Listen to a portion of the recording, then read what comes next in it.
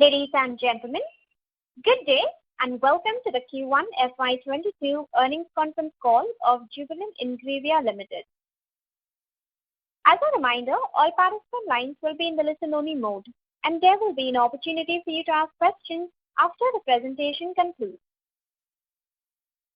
Should you need assistance during the conference call, please signal an operator by pressing star then 0 on your touchtone phone. Please note that this conference is being recorded. I now hand the conference over to Hemant Bakru from the Investor Relations team. Thank you, and over to you, sir. Good evening, everyone. Thank you for being with us on our Q1 FY22 earnings conference call. I would like to remind you that some of the statements made on the call today could be forward-looking in nature, and a detailed disclaimer in this regard has been included in the press release and the earnings release that have been shared on our website. On the call today, we have Mr. Shyam Bhartia, Chairman, Mr. Hari Bhatia, Co-Chairman, Mr. Rajesh Srivastava, CEO and MD, Mr. Prakash Best, CFO, Mr. Arvind Chokani, Group CFO. I now invite Mr. Shyam Bhartia to share his comments. Over to you, sir. Thank you, Hemant. Good evening, everyone. I hope you all are in good health and keeping safe. With immense pleasure, I would like to announce that we have started the FY22 with a very positive note by delivering our record quarterly financial performance so far. Along with managing COVID-19 related challenges, we reported highest ever quarterly revenue and EBITDA during Q1 FY22. In our specialty segment, we have witnessed strong growth across product segments. In nutrition and health solution segment, the demand grew across geographies. In life science chemical segment, we witnessed favorable market conditions leading to strong demand and improved product contribution. Input cost continued to rise throughout the quarter, and businesses are trying to pass the cost increases. During the quarter, we also witnessed an all-time high price of acetic acid, which was passed on successfully. I am pleased to inform that the company's growth projects are progressing as per plan. Our continuous endeavor to reduce leverage, we have further reduced the net debt by rupees 45 crores in Q1 FY22. During the second wave of COVID, we created a focused task force across our business units and locations to support our employees and their families. The efforts of the task force resulted in significant mitigation of COVID hardships for our people. We also take this opportunity to thank all our employees who have worked tirelessly across all our plants and offices to ensure continuity in company's operations while continuing to serve our global customers. With this, I now hand over to Rajesh to discuss about the business in detail. Thank you, Mr. Bhatia. A very good evening to all of you. At the onset, I hope you all and your loved ones are safe and healthy. I would like to welcome you all for joining our Q1 FY22 quarterly investor call of Jubilant Ingrevia Limited. It gives me immense pleasure to report a robust financial and operational performance of Jubilant Ingrevia for the quarter 1 FY22. Revenue during the quarter was rupees 1,145 crore, demonstrating a growth of 55% year-on-year, driven by 18% growth in specialty chemicals, 13% nutrition and health solutions, and 103% in life science chemical business segment. EBITDA during the quarter was at rupees 287 crore, up 126% year-on-year, led by significant growth in life science chemical and chemical business. Now let me take you through the updates on all our three business segments.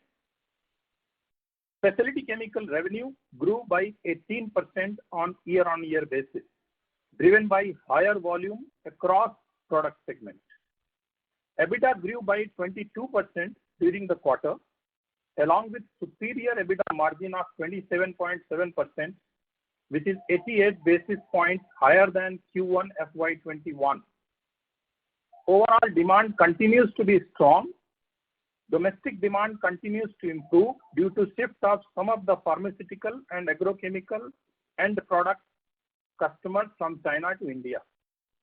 The first wave of COVID-19 in India during Q1 FY22 led the improvement in domestic customers' demands of drugs, thereby improving the demand of pharma intermediates.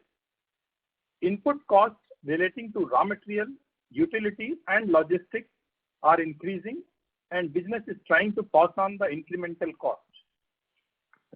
Nutrition and health solutions revenue grew by 13% on year-on-year basis, driven by higher volume and prices, and the EBITDA margin was 15.9% during the quarter. The 13% growth in revenue year-on-year was moderated due to pandemic situation. The demand started improving towards the end of the quarter. During the quarter, there has been volatility in demand of vitamin D3 due to global pandemic situation. However, the demand has started picking up towards the end of the quarter. Business is continuously making efforts to improve market share of vitamin D3 for specialized and higher margin segments like food and cosmetics, etc., and also focusing to enhance our market share in North American market. Raw material, utility, and logistic costs, which increased sharply during the quarter, which were passed on partially and has resulted in lower margins in the segment. Demand in animal nutrition segment got impacted due to COVID-19 regional cyclone and bird flu, specifically in poultry segment. Animal nutrition business is making efforts to increase share of its specialty premixes through various initiatives. Life science chemical business segment recorded very strong performance in our life science segment with 103% growth in revenue and 677% growth in EBITDA on year-on-year basis, along with an unprecedented margin of 27.3% during the quarter based on very favorable market conditions and acetic acid stock benefits due to increased price situation. Life chemical market conditions remained favorable due to disruptions created by Uri storm in southern states of US, which impacted availability of acetic acid and acetic anhydride. The availability of both the products started improving by end of the quarter. Demand of COVID-related pharmaceutical drugs like ibuprofen, paracetamol, aspirin, and other products were strong during the quarter, leading to continued higher demand of acetic anhydride. With the improvement in COVID situation, the demand is getting back to normal level. Demand of ethyl acetate from packaging and related industrial sectors remained strong, led by COVID situation. The demand has started getting back to normal level towards the end of the quarter. Business had higher capacity utilization during the quarter across all plants for both acetic anhydride and ethyl acetate, driven by high demand in domestic as well as global market. We also maintained the domestic market leadership of acetic anhydride and increased our market presence in Europe, Americas, and rest of the world. Now let me take you through our growth plans and capexes. Our first phase of diketene project is well on track, and we expect to have the commercial production from this plant sometime during Q3 FY22. Further, we during the year have committed investment worth rupees 360 crore for following growth capexes. At peak capacity, these investments are expected to generate additional annual revenue of rupees 900 crore at prevailing prices. These CapExes are CDMO GMP facility at Bharuch, which is expected to be operation from quarter April to June 2022. Two multi-purpose plants for specialty chemical, which are expected to be in operation during the quarter April to June 2022. Food grade acetic acid, which is expected to be in operation from quarter April to June 2022.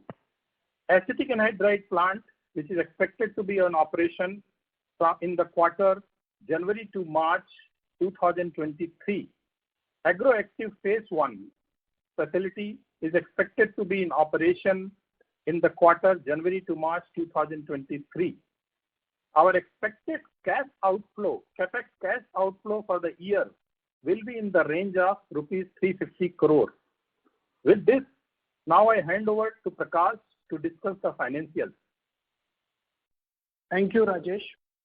A very good evening to everyone, and thank you for joining us on Q1 FY22 quarterly earning conference call. I hope you and your loved ones are in good health and keeping safe. I would now highlight the company's financial performance during the quarter ended 30th June 2021.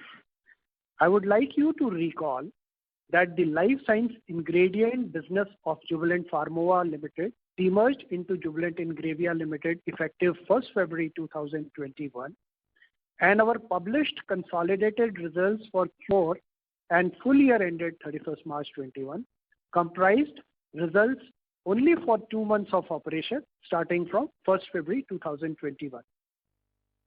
Similar to last quarter, in order to provide the comprehensive picture of operations of the company on continuing basis, the results for the previous period has been presented on pro forma basis in the investor deck and also during this call by deriving the same from the published relating to discontinued operations of LSI segment of Jubilant Pharmova Limited.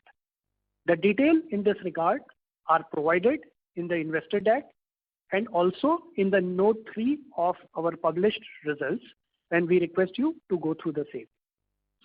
Revenue from operations during the Q1 FY22 was rupees 1,145 crores as compared with 737 crores Q1 last year.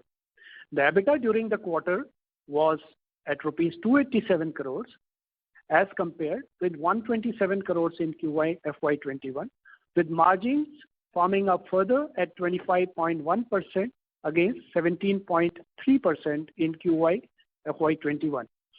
Depreciation and amortization expenses during the quarter were at rupees 32 crores against 31 crores in last year. Finance costs during the quarter was significantly lower at 13 crores versus 28 crores in QY FY21, a reduction of 54% year on year on account of repayment of debts and lower interest rate. The average debts were lower by 706 crores in Q1 FY22 over Q1 FY21, and the average blended rate of Q1 FY22 was 7.09% against 7.84% in Q1 FY21. PAT during the quarter was 168 crores as against 53 crores PAT in Q1 FY21. The company maintained the steady deleveraging in Q1 FY22 also. The gross debt was reduced by 91 crores. Gross debt as of 30th June 2021 now stands at 457 crores against 548 crores as on 31st March 21. The company net debt stood at 386 crores at 30th June, a reduction of 45 crores from 31st March 21. The net debt to EBITDA ratio further improved to a very comfortable level of 0.5% on 12 months trailing EBITDA. Capital expenditure during the quarter was 44 crores. With this, I would like to conclude our opening remarks. We will now be happy to address any questions that you may have. Thank you very much. We will now begin the question and answer session. Anyone who wishes to ask a question may press star and 1 on the touchtone telephone. If you wish to remove yourself from the question queue, you may press star and 2. Participants are requested to use handsets while asking a question. Anyone who would like to ask a question, please press star and 1 at this time. Ladies and gentlemen, we will wait for a moment while the question queue assembles.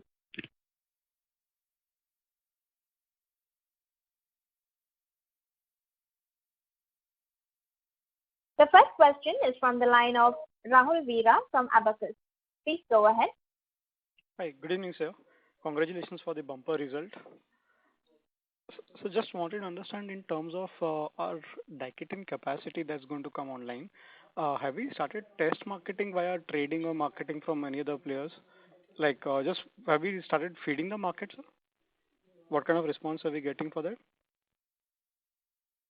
So, in die-cutting, our facility, as we stated, will be ready by Q3 this year, and we have actually test marketed with our sample quality with some of the customers, and based on that, we will be producing the product as required by the customer. Okay. And sir, a product will have any overlap with Lakshmi Organics products or customers? Yeah, some of the products will be also common, and most of the products for future we are developing the value-added products. So, of course, some of the products may be common. Okay. So, can we assume that there will be some kind of a market formation that will be required from our end by lowering the prices of the products? No, I think there is a lot of imports of the products. So we will be substituting basically imports. Okay. Fair point, sir. Thank you.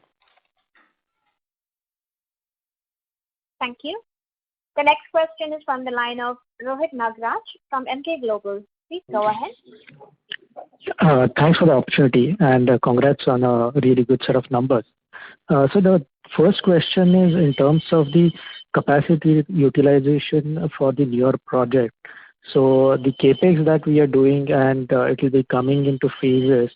When do we see optimum utilization of this incremental capacity? Maybe over the next 2 years, 3 years, 4 years? Thank you. So, in each case, the capacity utilization of the new capex takes time. So, normally we plan to utilize the full capacity after 1 full year. So, after 12 months of operation, we expect to utilize 80 to 90% of our capacity in each of the investments which we are trying to do. Understood.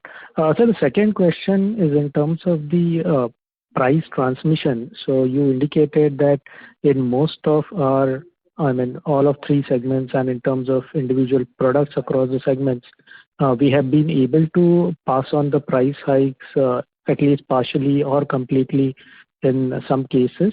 So is it completely passed on now since we are in probably mid-July? And some of the prices of our inputs such as acetic acid have now started receding.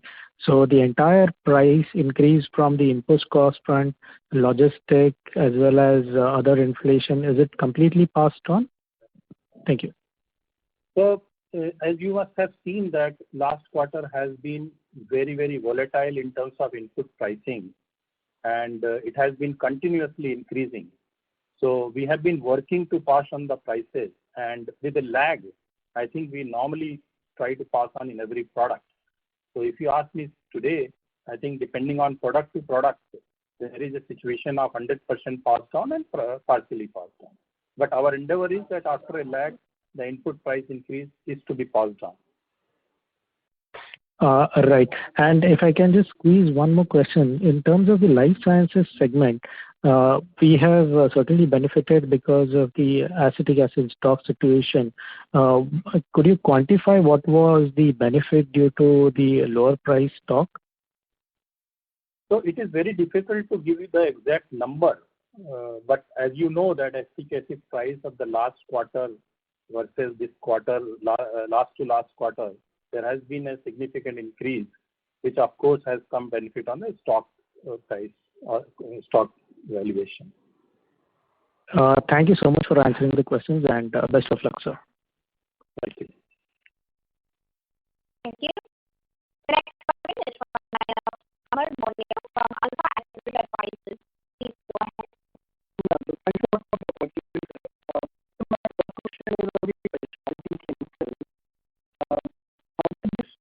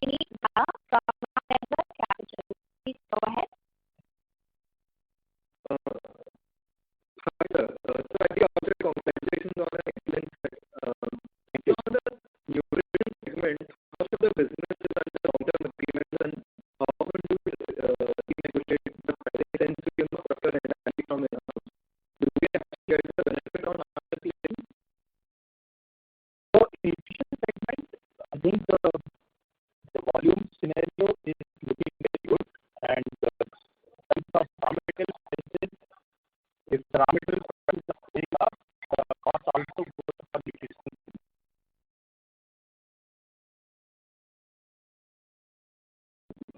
So regarding the nutrition segment, our contract is normally quarterly. So on contract prices, we are not able to increase. But next quarter, we will be able to increase the price. That's all I ask the question. So in nutrition segment, we don't have any long-term contract. We only have the volume commitment for a year or the quarter, and the prices are mostly driven on quarter basis. So if the price goes up, it obviously we are normally in a position to pass on with lag.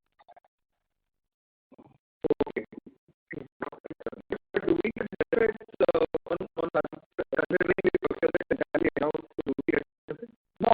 So we always transfer the raw material to raw material price. So obviously the raw material cost has gone up. Even the internal transfer of product will be at higher cost, obviously, because it has to be transferred with the raw material price. Perfect. Thank you. That's it from my side. Thank you. Yeah. Thank you. The next question is from the line of Rohan Gupta from Edelweiss. Please go ahead. Good evening. Our questions are very strong. Sir, this is my side. First, we give a direct outlook for the credit level. On the 260 crore and with the revenue potential of 90 crore. Pertaining to the utilizing of how much of this and the revenue which we get contributing to the So difficult to give you that specific, but I can tell you that most of our capital investment is in a range of 2 to 2.5 times of investment to the revenue. Most of our investment. Yeah. Initially, our capital expenditure is usually not 900 crores, 350 crores. I think both that is just the reality, but the revenue potential of 900 crore. Yeah. It's for about 3 years. Yes, during the 3 years period. Yeah.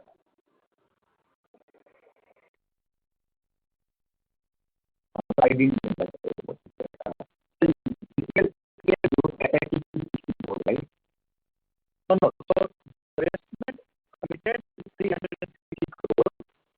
The revenue from this investment will be 900 crore at peak capacity, which Mr. Bhatia is saying will take 2 to 3 years time to reach to that peak capacity. As we have mentioned, yeah, it will greatly increase. The question was, when we give specific on each capacity wise, I said it is little better, but you can fairly assume that 2 to 2.5 times of each investment will be right now we are not doing the capex wise investment here. Right. And I also agree with our side as well.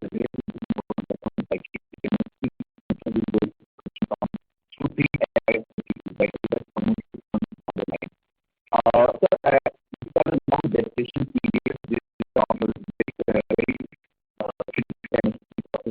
understand. So, if you are going to start this question almost just 2 months down the line, I think there is much about a buffer as well and some kind of order. There is a big not much but how much this actually depends in the from the customer and contributing to the main. So as Mr. Bhatia mentioned that most of volume if you see like today is imported, right? So we are going to replace most of the imported volume. And we have already communicated earlier that our capacity is going to be in the range of 1,000 tons. So we will try to place this capacity in 1 year, 1.5 year time. you are confident that we should have in terms of capacity for both the sports FY22. Maybe over the next year, we will be able to see that. During this 1.5 year time period, we should definitely be facing that problem. Let me talk about can you give some price policy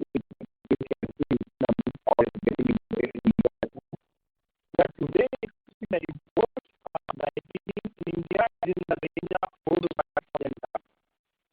And sometimes it goes up, sometimes it goes down, but in the range of 4 to 5,000 tons.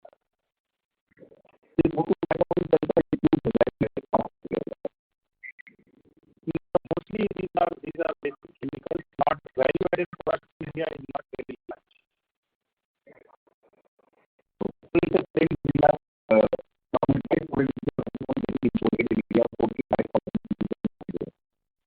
Yes, and also we will be working towards the value-added advantages and exports, which we have mentioned earlier.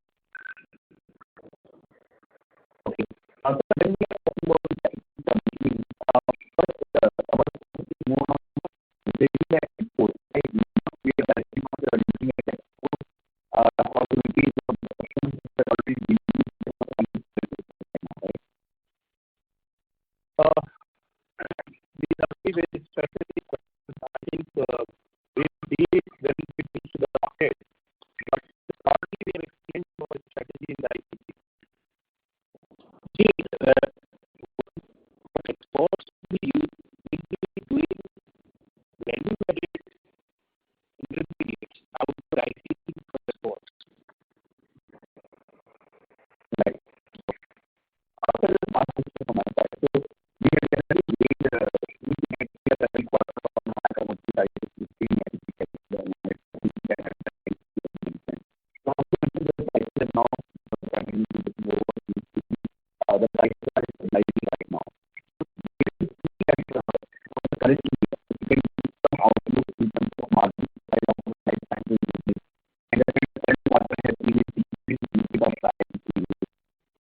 Where do you see the segment life sciences can continue in terms of the current year, 2 years, 5 years? And now, So, all the three business segments are doing very well. They are very strong in terms of portfolio. Except for life science chemicals, the prices nobody can confirm the future. I can confirm you that our specialty chemical as well as vitamin business volume as well as prices are in a good rate. And expect overall year to perform much better than last year. Overall, we expect to perform much better than the last year. very good.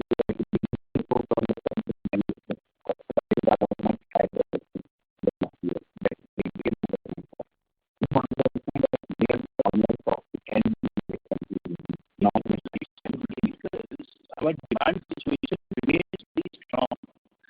That is why we are adding more capacity. So demand is very strong. Therefore, we expect a good volume in the pipeline segment.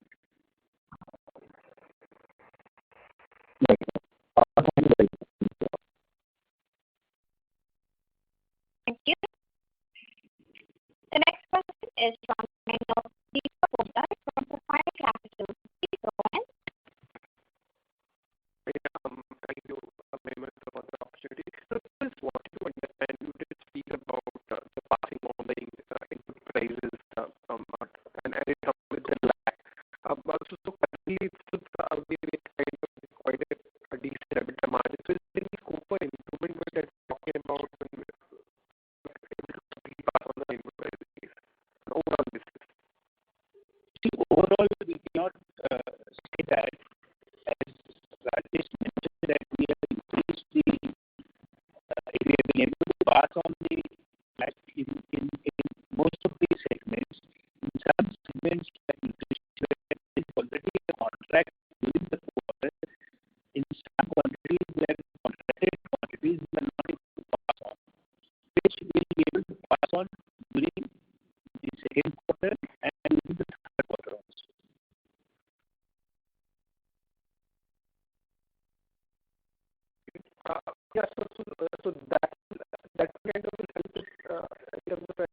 margins in the nutrition segment.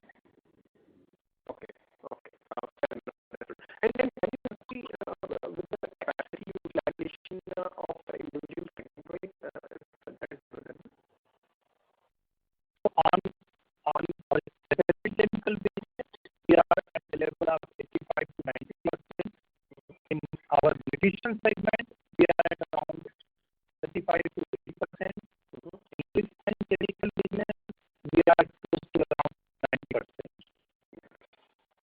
Fair enough. Thank you. Next question is from the line of Alisha Mahavna from Envision Capital. Please go ahead.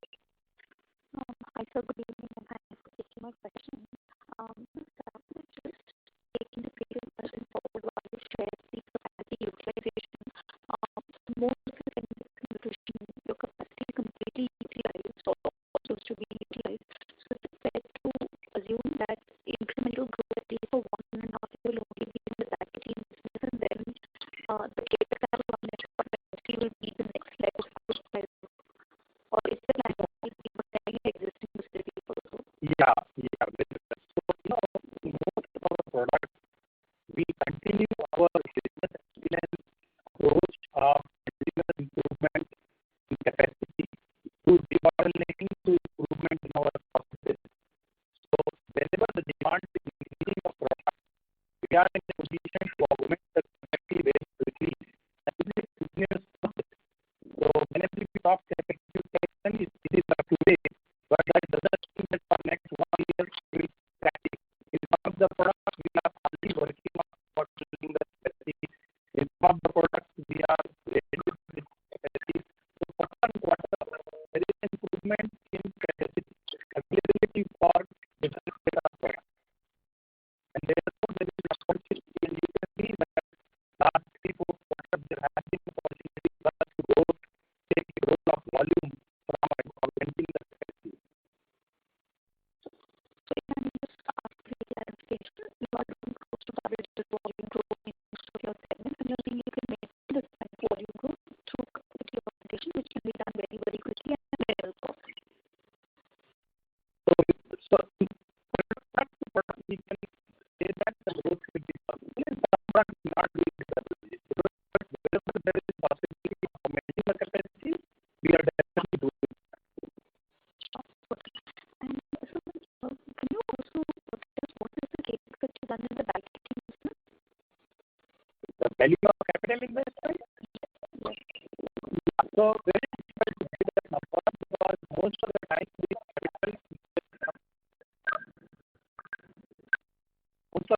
capital investment numbers are from the initiative. Very difficult to give you specific capital investment number. Okay. And for the last question I had was on your margins. So while there has been significant pricing benefits across your segments, what is the most sustainable numbers if you historically see over the last 2-3 years that even if you have any kind of pricing benefits in the margin that the business can do at a consolidated basis, I'm not comfortable giving you any individual segments. Okay. So again, I think Mr. Bharti has mentioned that since we have such a diverse nature of segments, it is very difficult to give a guidance on full margin. But let me now tell you that in specialty chemical, as you can see, we are consistently improving our performance both on volume growth as well as on pricing growth. And that will continue. So we are adding capacity, we are augmenting capacity, we are introducing new customers, introducing new products. So specialty chemical is going to give consistent performance. On the nutrition side, the last quarter has not been very good with regards to our price passing on, as Mr. Bharti already mentioned. We expect the nutrition segment to better performance in terms of margin as well as volume. So, life science chemical is a segment where it is so difficult to give you the scenario of margin in the future. The one thing which we have informed you that in life science chemicals,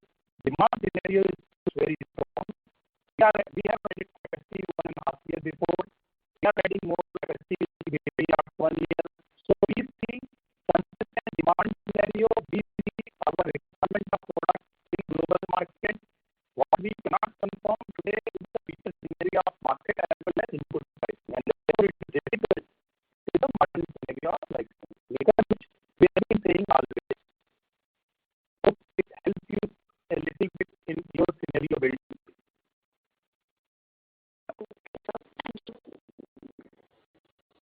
Thank you. The next question is from the line of Pratik Kutari from Unique PNL. Please go ahead. Hi, good evening, and thank you for the opportunity, sir. Sir, in terms of our acetic acid price, if you can just throw some light what the price could be, this is currently what it was in the quarter that we just reported on a 4 kg portion basis, and historically what the movement has been. Yeah, so the acetic acid is last year, quarter one, was in the range of $50, and the last quarter, which is Q4 21, was in the range of about $700 average. So in Q1, it has been average about 1,050 or 1,080. That's the range we are talking. The average quarter price of last quarter have been around 1150, 1150.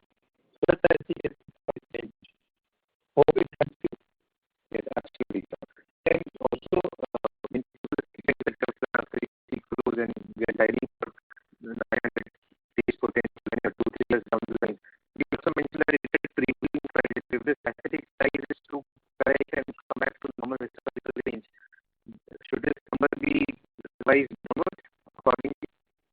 Yeah, rate variance we will find, but other products may also go up. So we are giving you a number which is on an average revenue income. So yes, you're right. Product plus minus can happen. But broad number, I think we should be definitely that number, or maybe a little better. Okay, fair enough. Given the huge surge in price that we saw in terms of our chemicals and your LSD business, is it fair to assume that we chose to sell more of those chemicals in the market because of large for the profit that you are getting, rather than upstream it and convert it to say a specialty chemical or an health nutrition business? No. So let me give you a comfort that we do not consume acetic anhydride internally, right? So there is no way that we have diverted our internal volume to outside. Same way in ethyl acetate, very, very insignificant volume we consume internally. So both these products, we don't see any diversion. What we transfer from life science chemical business is a product called aldehyde and formaldehyde. Those products don't sell in market as such. So what you have assumed is not correct. Okay, fine. Fair enough. Thank you and all the best. Thank you. The next question is from the line of Jubilant from Jubilant Capital. Please go ahead. Hi, sir. Good evening. Thanks for the opportunity. So my question is again on the margin side. We are 25% EBITDA margin this quarter against 17% last, and this is mainly attributed to, you mentioned in the LSI segment, the life science segment, which is because of the raw material cost. Just wanted to understand if this impact will continue with Q2. So if not, then our margin will again go back to 20-odd% in this coming year. Is my understanding correct? On quarter on quarter, again, giving the margin guidance is very difficult, and it has been always saying that it will be good life science chemical to definitely observe on absolute EBITDA value. So that's why I'm asking. Sorry to interrupt, sir. I was asking on maybe on like a full year basis. So our margin can go back to 20% level. I mean, it depends on how the market will behave. If the market remains good, it can be better. If market goes to the normal level, then obviously what we should be close to that number. Okay. And for my second question, yes, sir. Sorry.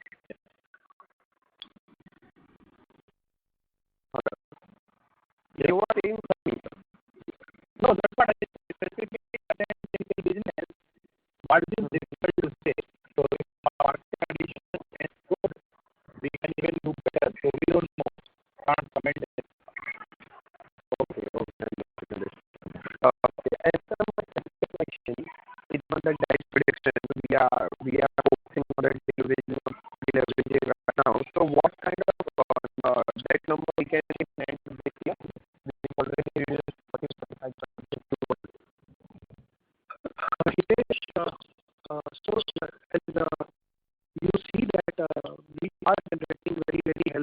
outflows. We also have capital investments lined up. Our current level is to meet the investments from the internal accrual. So as it is not planned to add debt, so that's where we are. So at the level where we will be, it's difficult to tell at this point of time because it will depend. But then when we have an opportunity, we are reducing debt, and at the same time we are planning to meet our CapEx through the year. So the data level is only 0.5, so very comfortable.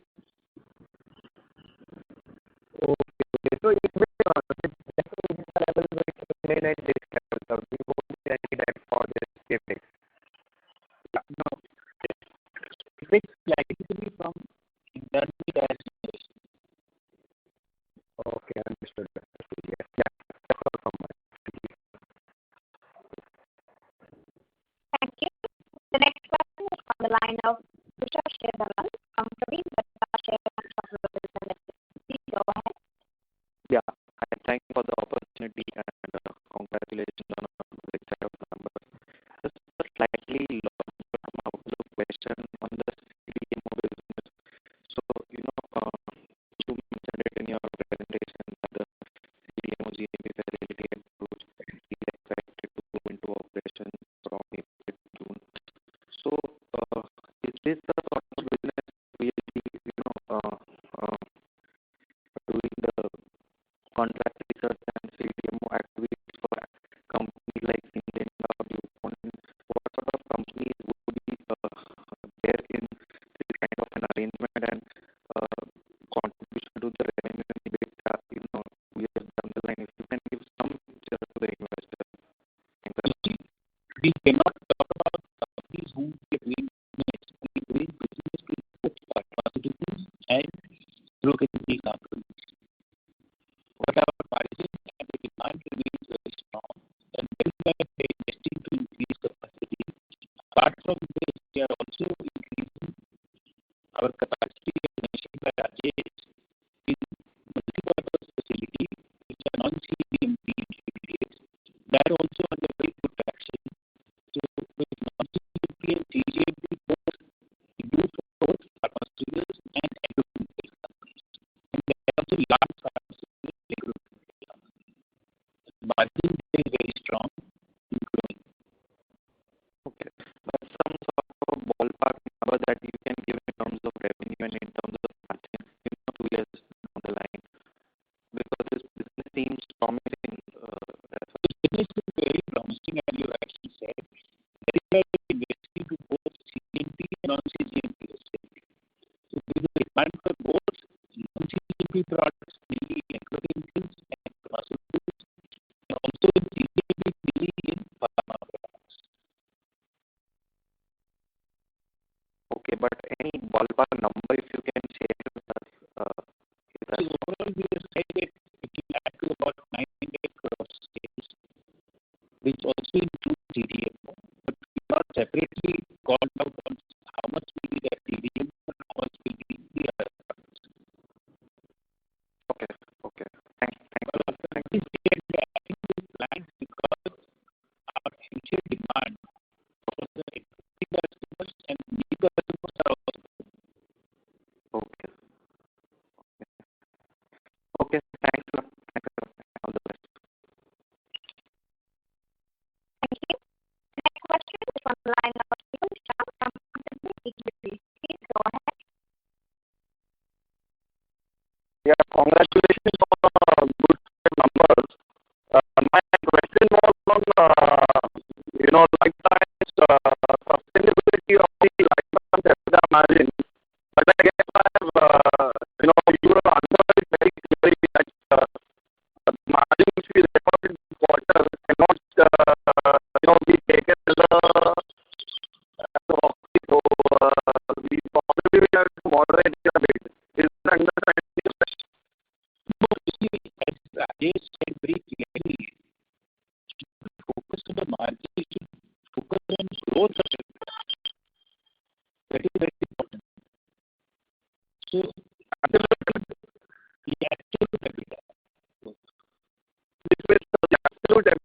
we accounted this quarter, is it fair to assume that the quantum of the EBITDA will be sustained going forward? No, we cannot say that because of the different uncertainty in raw material pricing is very important. There is complete volatility in the raw material pricing, so we cannot comment on this. But we can only say that the demand situation is very strong in our products in lifestyle. All right, sir. Thank you.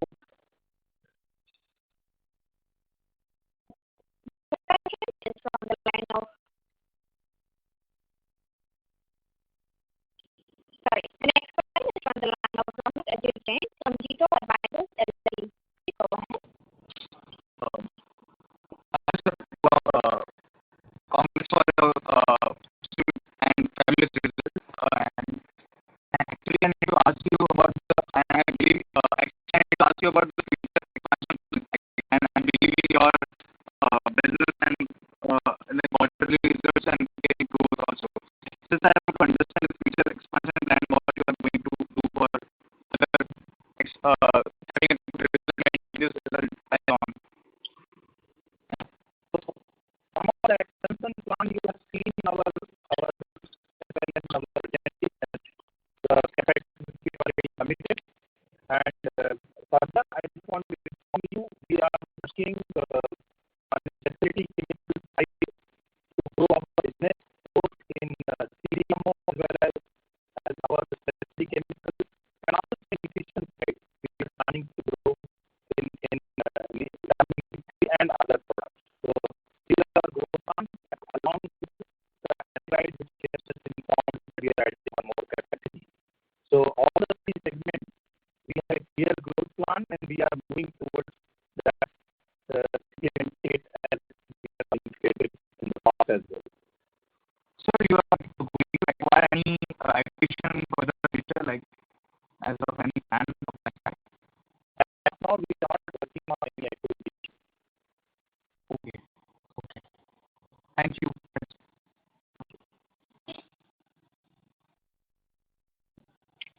Thank you. The next question is from the line of Pratap Mohan from First School. Please go ahead. Yes. Hello, sir. Thank you for giving me this opportunity. Question is on this specialty chemical segment. So, I just want to understand if I think on a sequential basis, the specialty chemical segment revenues are almost flattish, but there is a significant improvement in the margin. So it's quite significant of around I think 21% or something has gone up to 27-28%. So could you cite some specific contributors to this significant improvement in margin? So on sequential basis, why you are finding flat is because in quarter one in domestic market and also in global market demand has got a little bit impacted, right? So in Q4 to Q1. With regard to margin, I think our product is improving. As we have communicated that we are seeing a good traction on our CDMO business where our margins are better. We are getting a good traction on some of the products where we are getting a better pricing also because of our niche capability and on our capacity side we have unique capability. So margin is improving because our product is improving. And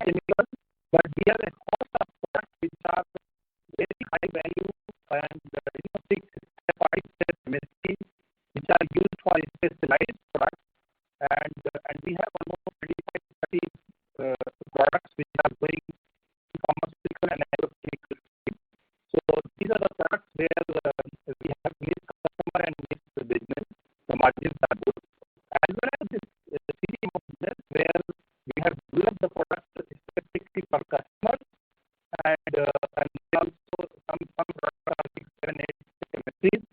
So these products are definitely high margin products. Continuous process of adding value. So specialty chemical business is not a constant business. Trading and pickling is one set of product which is cash generating product for long, but we continue developing the product with higher value addition as per customer demand using our chemistry expertise and manufacturing expertise. And those improvement and value addition is happening all the time. So that's why you see the consistent improvement in specialty chemicals. So, but sir, I know there are various companies even within India who are manufacturing, various specialty chemicals. So, are there peers manufacturing products similar to what we are doing? So most of the products we are producing in India, you will hardly find any producer. Many products out of 20, 30. Most of the products we are producing which are very niche.